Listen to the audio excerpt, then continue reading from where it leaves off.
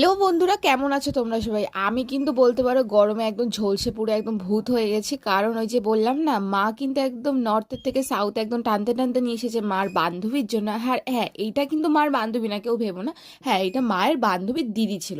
আর ওই যে আমাদের নিমন্ত্রণ স্পট, হ্যাঁ এখানে কিন্তু ছিল আমার বান্ধবীর, মানে আমার না, সরি, মায়ের বান্ধবীর বাড়িতে নিমন্ত্রণ। মানে তার শাশুড়ি মারা গেছিলো বলে কিন্তু একেবারে দেখা করতেও চলে এসেছিলো, আর কিন্তু পেট পুজোটাও মানে করতে চলে এসেছিলো।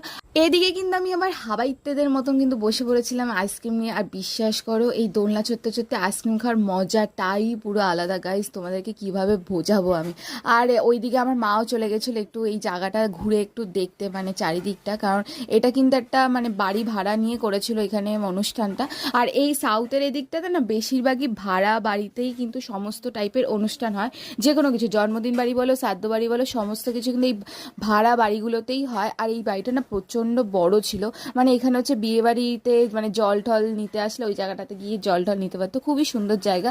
আর এদিকে দেখতে পাচ্ছ তো, মানে শ্রাদ্ধ বাড়িতে এসে নাকি আমি এরকম দোলনা চড়ছি গাইস। মানে লোকে সত্যি দেখলে যে আমাকে কি ভাববে, কতটা নির্লজ্জ মেয়ে ভাববে, তোমরা তো আশা করি জানা, তোমরাই তো বলবে আমাকে।